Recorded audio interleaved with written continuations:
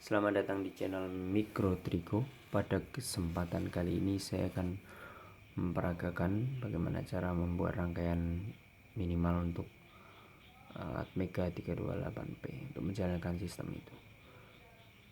Ini kita akan menggunakan versi DIP-nya untuk mempermudah uji coba. Karena kita akan memasangnya pada breadboard seperti ini, atau yang tidak harus sama lah, penting breadboard. Kemudian kita juga akan menggunakan kristal osilatornya sebagai sumber clock untuk microcontroller tersebut sebesar 16 MHz. Kita juga akan menggunakan elektrolitik kapasitor untuk decoupling kapasitornya, mempermulus tegangan input. Kita menggunakan 25 volt dengan kapasitansi 10 mikrofarad. Ini tegangan ini diambil tegangan atas dari ini, harus lebih dari VCC karena dia akan digunakan antara VCC dengan ground. Untuk decoupling kapasitor kita juga akan menambahkan 2 multilayer keramik kapasitor dengan ukuran 100 nanofarad seperti ini ya, 2 biji. Kemudian kita juga menggunakan 2 keramik kapasitor biasa seperti ini, ukuran 22 picofarad untuk 2 terminal kristal. Kemudian kita juga akan menggunakan sebuah resistor ukuran 10 kilo ohm untuk diletakkan pada sebagai resistor pull up di pin reset Atmega 328P. Dan tentu saja untuk menghubungkannya pada breadboard kita membutuhkan kabel jumper. Saya menggunakan yang male to male karena semua akan saya taruh di papan breadboardnya.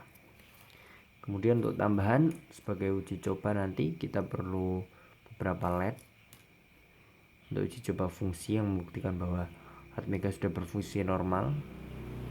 Kita punya 2 LED dengan 2 resistor pembatas arusnya nanti untuk membatasi arus menggunakan 330 ohm. Baik, langsung saja kita ke pemasangan. Ya, sebelum masuk ke pemasangan kita harus melihat dulu peletakan pin beserta fungsinya. Ini saya melihat di datasheetnya Atmega 328P. Kita bisa lihat dia memiliki 28 pin, 28 kaki dengan fungsi-fungsi tertentunya. Untuk menjalankan fungsi minimum, setidaknya kita nanti perlu mengerti di mana reset ini, yaitu di pojok. Kita melihat referensinya dari lengkungan ini, bahwa dia pin nomor 1 yang paling kiri atas. Kemudian yang juga nanti juga akan digunakan adalah ini pin power, tentu VCC dan ground. Ini juga ground seberang dan juga RF serta tegangan untuk analog ADC. Ini tegangan referensi untuk ADC. Kemudian kita akan menggunakan ini Xtal 1 dan Xtal 2 ini untuk satunya untuk input ke kristal osilator 16 MHz tadi, dan yang ini untuk outputnya. Jadi nanti diletakkan di sini. Kemudian untuk uji coba nanti kita bisa menggunakan port B0 ini atau port D7 atau apapun lah untuk LED, untuk uji coba LED dan lain sebagainya. Oke, sekarang saatnya kita memasang rangkaiannya. Pertama yang perlu diketahui adalah pastikan Anda mengerti bagaimana penjaluran pada breadboard yang Anda gunakan. Jika milik saya, di sini ada semacam stiker pelindung, bisa dibuka dulu untuk melihat bagaimana penjalurannya sebenarnya. Jadi memanjang setiap baris seperti ini terhubung, dan tidak semua yang biasa digunakan power rail ini dan ini tidak terhubung keseluruhannya. Jika Anda lihat hingga sini 4 1 2 3 4 terhubung dan terpisah pada yang tengah, terpisah 3. Kemudian yang pojok juga 4. Terlihat ya. Anda harus memahami sendiri karena jenis breadboard mungkin beda-beda, bisa berbeda-beda, tapi yang penting Anda paham. Dan kemudian saya di sini telah menyediakan satu jumper. Jumper ini hanya kaki resistor yang dipotong, bisa potongan kaki resistor untuk mempersingkat jumper karena juga sangat dekat. Kita tidak perlu pakai ini, jadi kita pakai yang kecil saja. Nah ya, jumper itu akan digunakan untuk menghubungkan antara AVCC dan RF. Mohon maaf, jatuh. AVCC dan RF yang terletak di bagian kanan dari sini. Jika dihitung, dia terletak di ke-8 dan ke-9, dihitung dari kanan. Mulai dari ini 1 2 3 4 5 7 8 9 8 dan 9. Jadi ini 2 pin ini akan saya hubungkan langsung ke sini ya. Untuk memastikan lagi, kita hitung ulang lagi dari bagian kanan. Ini lengkungannya 1 2 3 4 5 6 7 8 9, di angka 8 dan 9. Perlu dipastikan karena yang bagian sampingnya adalah bagian ground, dan itu tidak boleh terbalik karena nanti bisa short circuit. Oke, seperti yang telah kita ketahui juga adalah port paling kiri kiri atas ini adalah pin untuk reset, dan resetnya adalah bersifat kebalikan. Dalam hal ini jika resetnya low, tekanan low, logika low, maka dia akan melakukan reset microcontroller, akan mengulang lagi programnya. Sehingga dalam hal ini kita harus mempertahankan supaya dia tidak menjadi low kecuali ketika kita inginkan. Jadi biasanya nanti di situ ada push button untuk meletakkannya ke fungsi low, tapi dalam hal ini kita akan membawanya ke high dalam hal ini, atau kita melakukan pull up, artinya menahannya pada tegangan high, logika high, tapi tidak mengenakannya langsung ke VCC. Kenapa tidak dilakukan begitu? Karena jika nanti ada tombol, atau saya gambarkan begini gambarannya. Ini adalah reset, dan resetnya adalah inverting. Dengan garis atas ini artinya inverting. Ketika dia low maka dia akan reset, dan high maka dia terus bertahan tanpa reset. Maka kita perlu mempertahankannya supaya dia tidak sembarang-barang bisa turun ke tegangan low. Untuk itu kita menggunakan pull up, yaitu memberinya resistor yang terhubung ke VCC. Nah biasanya untuk mereset, kita kan kadang perlu mereset, maka kita pasang push button di sini. Maaf, ini hanya lambang push button ya. Maaf, gambaran saya kurang jelas, mungkin maksudnya push button di sini yang memutus hubungkan antara pin ini dengan ground. Nah, kenapa resistor ini harus ada? Adalah supaya tombol ini ditekan, arus yang mengalir dari VCC ke ground tidak terlalu besar. Karena jika tidak ada ini, maka sudah tentu adalah akan terjadi short circuit, hubungan singkat. Maka kita membutuhkan resistor ini, dan resistor ini tidak boleh terlalu kecil juga. Umumnya jika yang digunakan dalam hal VCC 5 volt, yang saya gunakan adalah 10 kilo ohm. Begitu. Tapi dalam hal ini saya tidak memperagakan dulu push button, sehingga saya hanya akan melakukan pull up pada pin reset ini.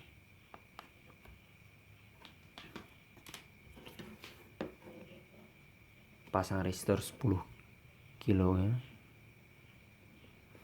Anggap kita akan menjadikan rel tengah 3 1 2 3 ini sebagai VCC. Jadi kita akan taruh ini ke sini.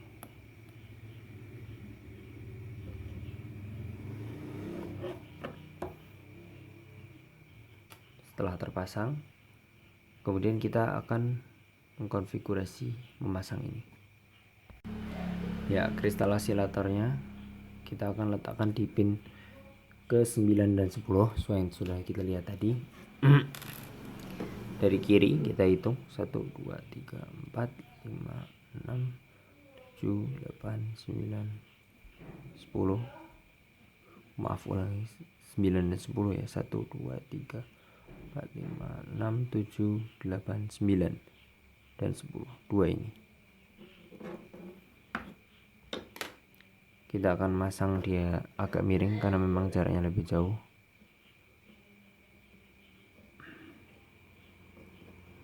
Pastikan pas karena dia akan menjadi sangat penting dalam rangkaian. Kemudian kita akan meletakkan kapasitor 22 picofarad yang tadi, yang biasa, pada dua kaki dari ekstal itu. Seperti ini penggambarannya.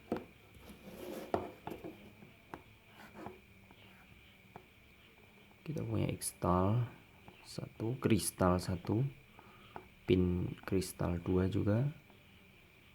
Kita akan menggambarkan osilatornya di sini, kristal tadi 16 MHz. Nah, kapasitor diletakkan di sini. Satu di situ dan satu di sini, dan kedua dipertemukan pada ground. Oke, langsung saja.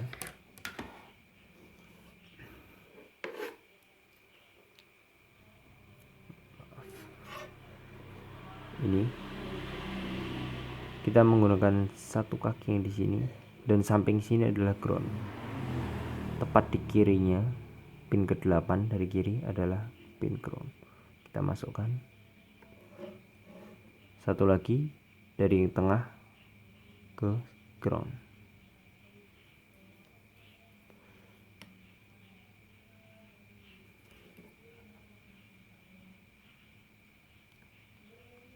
Maaf.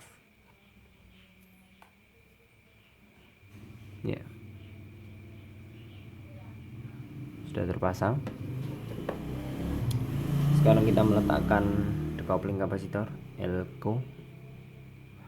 Elektrolitik ini akan kita pasang di antara VCC dan ground, yang posisinya ada bersebelahan di sini. Ground adalah kaki keluar yang bertemu dua kapasitor kristal tersebut, dan kita akan meletakkan groundnya dalam positif negatif ini seperti ini, dan positifnya ada tepat di pin sebelah kirinya. Pastikan sudah tertanam dengan baik.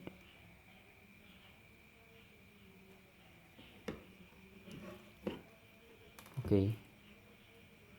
Selanjutnya kita juga akan menambahkan decoupling lainnya, yaitu multi layer keramik 100 nanofarad. Kita juga akan letakkan di sampingnya. Ini cukup sulit. Sama antara VCC dan ground, maaf karena agak sulit kameranya, saya tidak bisa atur dengan baik. Pastikan sudah masuk. Kemudian yang perlu diketahui juga adalah bahwa seberang dari VCC yang bagian kiri, ya, di sini adalah ground, dan dua ini akan dihubungkan ke VCC, AVCC dan RF. AVCC dan RF, sedang sini adalah ground. Sehingga kita akan memberi decoupling juga di sini antara tegangan, karena dihubung ke VCC maka kita hubungkan di sini VCC dan ground.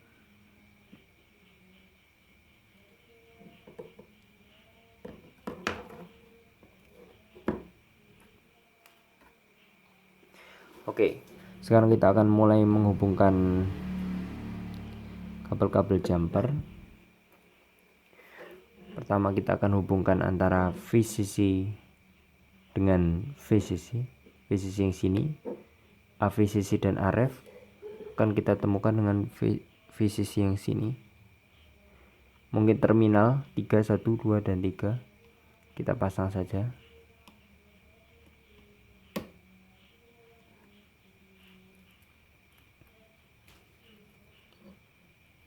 Kemudian kita pasang dari VCC yang sini juga ke pin VCC yang kiri yang ada di sebelah sini. Cukup sempit, tapi harus bisa, karena penting.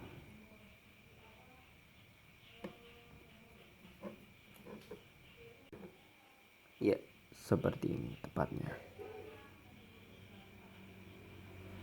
Sudah terpasang dengan baik.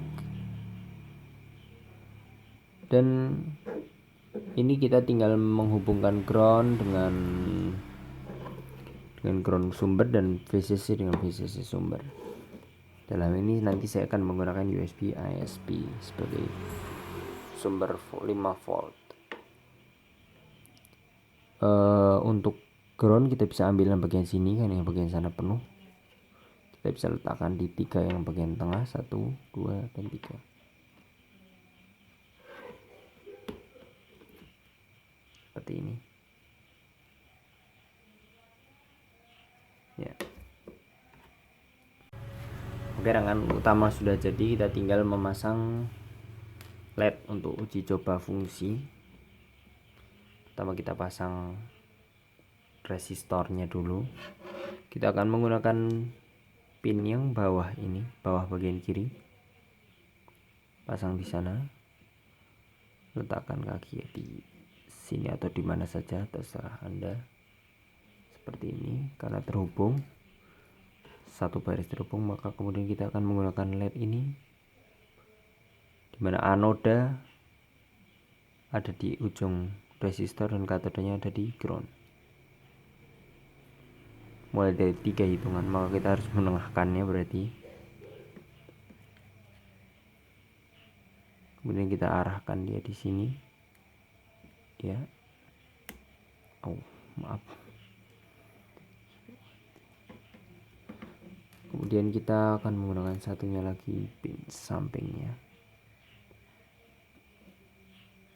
Kita akan letakkan biar agak jauh dan lebih mudah mengontrolnya di sini. Kita juga akan masangkan resistor di sini, ke sini, dan LED-nya ya sama seperti tadi, anoda ke ujung resistor dan katodanya ke ground, seperti ini. Cukup simpel.